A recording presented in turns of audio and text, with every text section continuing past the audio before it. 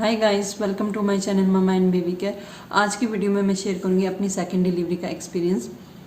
तो first delivery और second delivery में क्या डिफरेंस मुझे लगा था मैं आपको बताऊंगी। जब मेरी फर्स्ट डिलीवरी थी तो उस टाइम पे बहुत डर भी था, डिलीवरी पेन को लेकर डर था, लेबर पेन को लेकर डर था।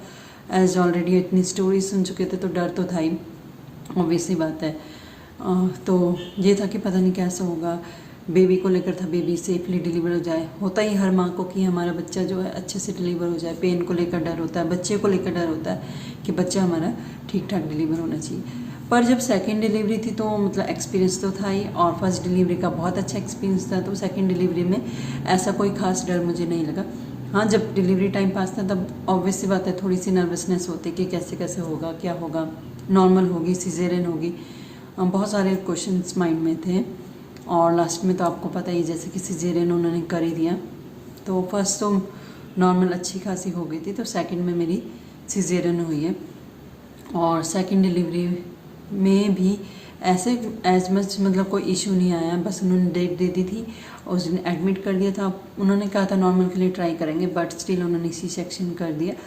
बस दिक्कत ये थी कि अब जैसे पहली डिलीवरी थी उस टाइम पे तो मेरे पे कोई रिस्पॉन्सिबिलिटी नहीं थी और बिल्कुल फ्री थी। पर जब मेरी सेकंड डिलीवरी थी तो फर्स्ट बेबी को भी देखना था। तो पूरे प्रेगनेंसी टाइम में वो थोड़ा डिफ़िकल्ट सा रहा कि फ़र्स्ट बेबी को भी देखना पड़ता है। उसके साथ अगर आपकी तबीयत ख़राब हो रही है, वॉमिटिंग हो रही है, बहुत सारे कॉम्प्लिकेशन, जैसे मेरे लो लाइन प्लेसेंटा की वजह से बेड रेस्ट था। तो ये सारे इश्यूज़ मैंने सेकेंड टाइम की जो प्रेगनेंसी थी और डिलीवरी में फ़ेस किया। क्योंकि आफ्टर डिलीवरी भी जब आपकी सेकेंड डिलीवरी होती ना, तो फर्स्ट बेबी पे भी आपको ध्यान देना होता है।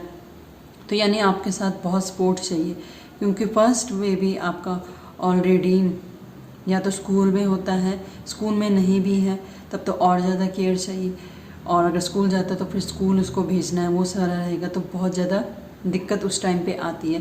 क्योंकि डिलीवरी के बाद एक तो इतना पेन होता है, ऑलरेडी आपको न्यू बॉर्न बेबी को देखना होता है, और साथ में सेकंड बेबी जो पहले आपका ऑलरेडी बेबी है उसको भी देखना होता है। तो ये सारे चैलेंजेस आपको आते हैं सेकंड डिलीवरी के बाद में। बाकी तो मेरा एक्सपीरियंस यही था कि दोनों डिलीवरीज़ में वैसे तो अच्छा एक्सपीरियंस था। बस एक ही सेकंड डिलीवरी मेरी सिजेरियन हुई, तो उसके बाद थोड़े बहुत इश्यूज़ हुए थे, सबको ही होते सिजेरियन के बाद। काफ़ी लॉन्ग टाइम तक थोड़े छोटे मोटे इश्यूज़ रहते हैं जो कि नॉर्मल डिलीवरी में मतलब पता भी नहीं चला कब रिकवर हो गया। 20-25 दिन के बाद एकदम बिल्कुल नॉर्मल हो गई थी। और सिजेरियन में तो काफ़ी टाइम लगता है आपको रिकवर होने में, पहले जैसे होने में। अभी भी वैसे लगभग ठीक है सब।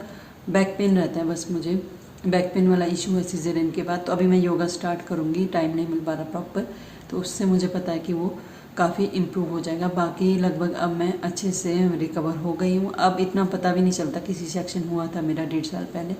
अब मैं योगा हल्का सा स्टार्ट किया है 2-3 दिन से, तो योगा भी अच्छे से कर पा रही हूँ, ऐसा कुछ प्रॉब्लम नहीं आ रही। घर के काम में प्रॉपर सारे कर ही रही हूँ, तो वैसा कोई इशू नहीं है। बस रिकवरी टाइम बहुत ज़्यादा लग गया सिजेरियन की वजह से, ये दिक्कत हुई है।